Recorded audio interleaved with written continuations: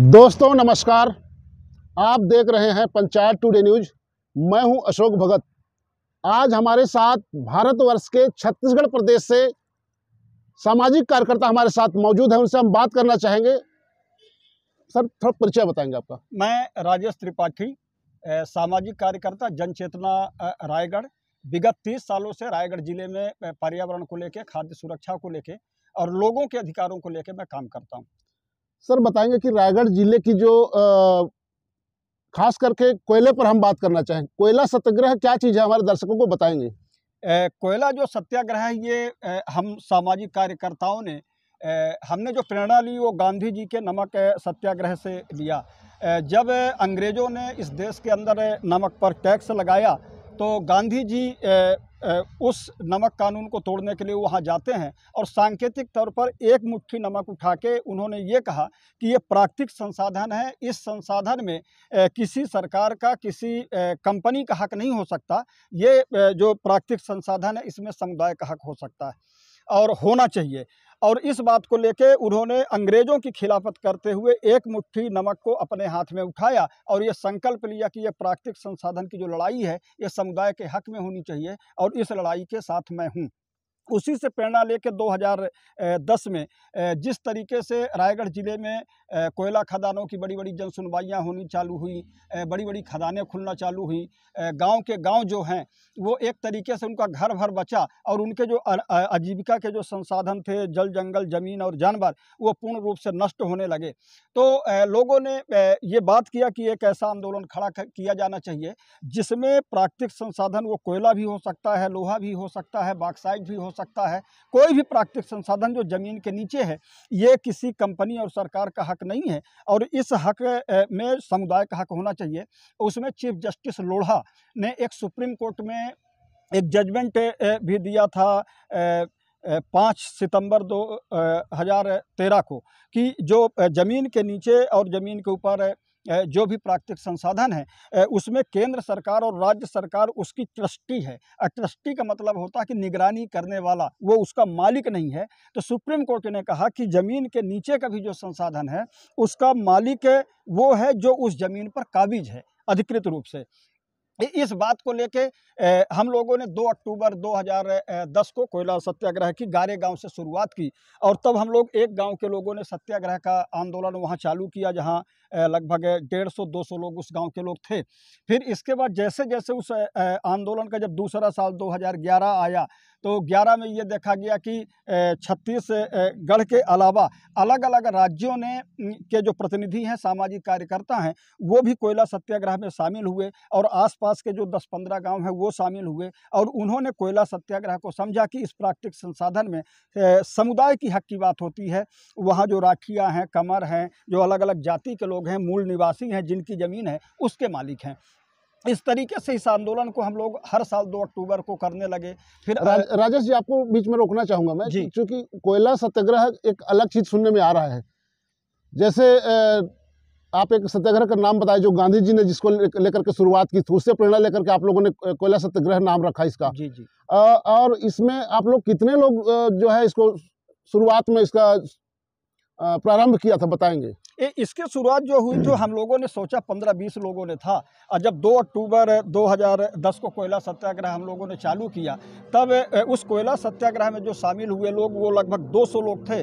पहले कोयला सत्याग्रह को सब लोगों ने समझ बनाया, समझ बनाने के बाद फिर वहाँ से एक बड़ी रैली निकली और गारे गाँव से लगा हुआ जो केलो नदी का क्षेत्र है वहाँ कोयला बिल्कुल दिखता है और वहाँ जाके गाँव के लोगों ने वो कोयला को खोदा और लेके आया और उसकी जानकारी वहाँ के SDM को, वहाँ के तहसीलदार को, जिले के कलेक्टर को दी और उनको आमंत्रित किया कि जो कंपनियां आपको 100 रुपये टन रॉयल्टी देती हैं, हम आपको 500 रुपये टन देंगे, परंतु ये जो कोयला खनन करने का जो अधिकार है वो वहाँ के जो भूमि स्वामी हैं उनको दिया जाए। जिस तरीके से सरकार धान की मंडी, गेहूं की मंडी बनाती है उस तरीके से आप कोयले की मंडी बनाइए। उस कोयले की मंडी में यहाँ का जो किसान है वो कोयला खोद के लाएगा, उस कोयले की आप नीलामी करिए, नीलामी के बाद आप अपना रॉयल्टी ले लीजिए। इसका मतलब साफ साफ है कि स्थानीय लोगों का जो है उसमें सहभागिता होना चाहिए। बिल्कुल, तो वो सहभागिता को लेके इस आंदोलन को हम लोगों ने जब चालू किया और धीरे धीरे ये कोयला सत्याग्रह पूरे देश भर में फैला, तब यहाँ कुछ अमेरिका के और अलग अलग देश के लोग भी अध्ययन करने के लिए आए और उन्होंने समझा कि ये कोयला सत्याग्रह क्या है।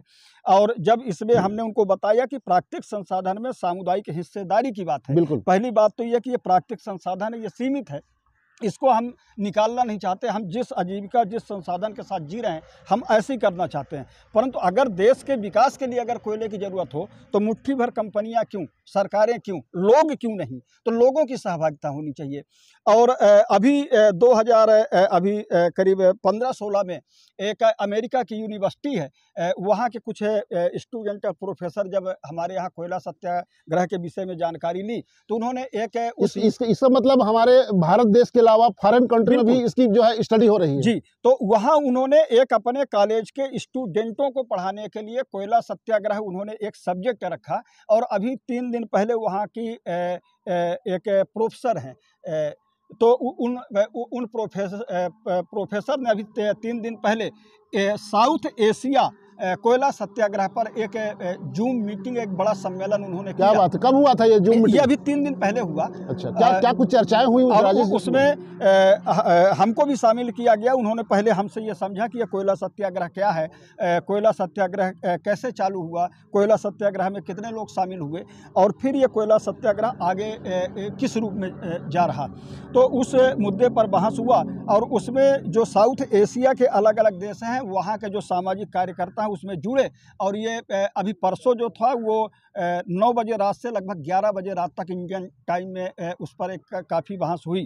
तो ये जो कोयला सत्याग्रह है, ये पूरे आंदोलन को पूरी दुनिया भर में कि जो भी प्राकृतिक संसाधन है वो किसी निजी कंपनी तक, निजी सरकार तक ना रहे, बल्कि अगर जो देश के डेवलपमेंट के लिए हमारे प्राकृतिक संसाधन का दोहन किया जाना है, वहाँ के रहने वाले समुदाय तय करें कि कितनी मात्रा में हमको करना है, किस तरीके से करना है, उसके पर्यावरण को कैसे बचाना है। अगर ये प्रक्रिया से अगर जुड़ेगा तो जो हम मेड इन इंडिया की बात करते हैं और जो हम मेक इन इंडिया की बात करते हैं, मेक इन इंडिया और मेड इन इंडिया तभी होगा जब उसमें समुदाय की हिस्सेदारी और सहभागिता बढ़ेगी। क्योंकि डेवलपमेंट के जिन हिस्सों को ये देखा गया कि जहां समुदाय की हिस्सेदारी बढ़ी है। राजेश जी, अब तक की अगर बात करें तो स्थानीय जो जन समुदाय है या फिर जो कोयला अंचल से जो प्रभावित जो लोग हैं, वहाँ के जो लोगों को क्या कुछ इससे जो है लाभ और हानि हो रही है, इसके बारे में बताइए। निश्चित तौर पर वहाँ जिस तरीके से खदान खुल रही, वहाँ का पर्यावरण नष्ट हो रहा, वहाँ का कृषि नष्ट हो रहा, वहाँ का जंगल नष्ट हो रहा, उनका पशुधन नष्ट हो रहा है।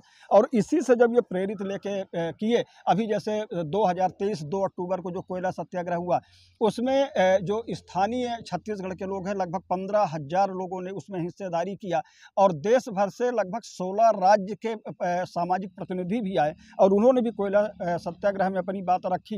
ये कोयला सत्याग्रह आपने कब से जो है प्रारंभिक इसकी शुरुआत की थी? ये कोयला सत्याग्रह 2010 से चालू हुआ था। 2010 से लेकर के 2023 तक लगातार 13-14 सालों से आप लोग 2 अक्टूबर के दिन कोयला सत्याग्रह मनाते आ रहे हैं। जी। और ये इसमें काफ़ी लोग शामिल होते हैं, देश भर के सामाजिक कार्यकर्ता, पर्यावरणविद शामिल होते हैं, जो बुद्धिजीवी वर्ग है वो काफ़ी वो होते हैं। और वो भी इस संकल्प के साथ जाते हैं कि जो भी हमारे राज्य के अंदर प्राकृतिक संसाधन है, कोयला हो, बॉक्साइट हो, लोहा हो, आयरन और हो, जो भी है, हम उन मुद्दों को लेके अपने क्षेत्रों में भी इस तरीके से सामाजिक जन जागरूकता फैलाएंगे और फैला के इस पूरी प्रक्रिया को आगे लेके जाएंगे। राजेश जी, हमारे दर्शकों को क्लियर कीजिएगा कि प्रदेश की जो सरकारें हैं और केंद्र की जो सरकारें हैं, आपके कोयला सत्याग्रह पर उनकी क्या कुछ नज़रिया रहती है राज्य सरकारों की, और विशेष करके जो न्यायालय जो है, सुप्रीम कोर्ट या फिर हाई कोर्ट, इनका क्या कुछ नज़रिया रहता है? देखिए, अगर छत्तीसगढ़ के अंदर बात करें तो जो विपक्ष में होता है, जब तक कांग्रेस विपक्ष में थी तब तक कोयला सत्याग्रह को कांग्रेस ने काफ़ी महत्व दिया। और जो वर्तमान मुख्यमंत्री भूपेश बघेल जी, वो बीच में उन्होंने एक पदयात्रा की थी, उन्होंने कोयला सत्याग्रह का और वहाँ के जो जल जंगल ज़मीन और खास तौर से कोयला खदान का जो समुदाय के लोग विरोध कर रहे थे, उसका समर्थन किया था। पर जैसे ही वो सत्ता में आए तो सत्ता में आने के बाद उन्होंने उस पूरे मुद्दे पर एक तरीके से मौन धारण कर लिया, पर्दा डाल दिया।